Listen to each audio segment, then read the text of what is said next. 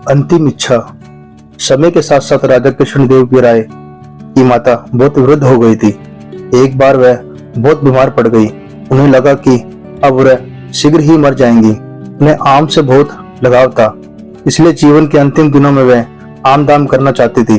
सो उन्होंने राजा से ब्राह्मणों को आमों का दान करने की इच्छा प्रकट की। वह समझती थी कि इस प्रकार दान करने से उन्हें स्वर्ग की प्राप्ति होगी। सो कुछ दिनों बाद राजा की माता अपनी अंतिम इच्छा की पूर्ति के बिना ही मर गई। उनकी मृत्यु के बाद राजा ने सभी विद्वान ब्राह्मणों को बुलाया और अपनी मां की अंतिम अपूर्ण इच्छा के बारे में बताया। कुछ देर तक चुप रहने के पश्चात ब्राह्मण बोले, ये तो बहुत ही बुरा हुआ महाराज। अंतिम इच्छा के पूरे ना होने की दशा में तो उन्हें मुक्ति ही नहीं मिल सकती। वह प्रेत योनि में भटकती रहेंगी। महाराज, आपको उनकी आत्मा की शांति का उपाय करना चाहिए। तब महाराज ने उनसे अपनी माता की अंतिम इच्छा की पूर्ति का उपाय पूछा।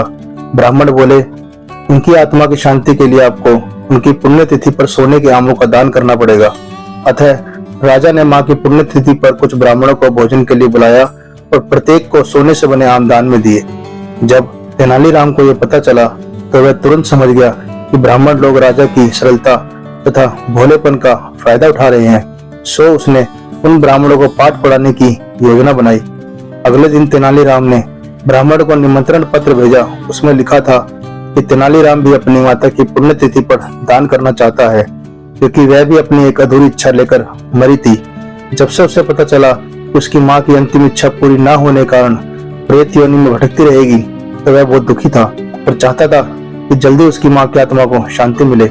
ब्राह्मणों ने सोचा कि तेनालीराम के घर से भी बहुत अधिक दान मिलेगा, क्योंकि वह एक शाही विदूषक है। सभी ब्राह्मण निश्चित दिन तेनालीराम के घर पहुंच गए। ब्राह्मणों को स्वादिष्ट भोजन परोसा गया। भोजन करने के पश्चात सभी दान मिलने की प्रतीक्षा करने लगे। तभी उन्होंने देखा कि तेनालीराम लोहे की सलाख को आग में गर्म कर रहा है। पूछने पर तेनालीराम बोला, मेरी माँ फोड़ों के दर्द से बहुत परेशान थी। मृत्यु के समय उन्हें बहुत तेज दर्द हो रहा था।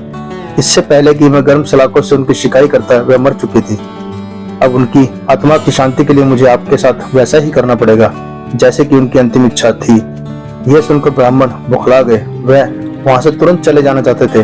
वह गुस्से में तेनालीराम से बोले कि हमें गर्म सलाखों से दागने पर तुम्हारी मां की आत्मा को शांति नहीं मिलेगी। नहीं महाशय, मैं झूठ नहीं बोल रहा।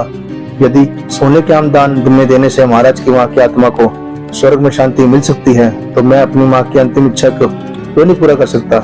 यह सुनते सभी ब्राह्मण समझ गए कि तेनालीराम क्या कहना चाहता है। वह बोले, तेनालीराम, हमें क्षमा करो। हमें वह सोने के आम तुम्हें दे देते हैं, बस तुम्हें हमें जाने दो। तेनालीराम ने सोने के आम लेकर ब्राह्मणों को जाने दिया, परंतु एक लालची ब्राह्मण ने सारी बात राजा को जाकर बता दी। ये सुनकर राजा क्रोधित हो गए। उन्होंने तेनालीराम को बुलाया। वह बोले, तेनालीराम, यदि तुम सोने के आम चाहिए थे तो मुझसे मांग लेते। तुम इतने लालची कैसे हो गए कि तुम ब्राह्मण से सोने के आम ले लिए।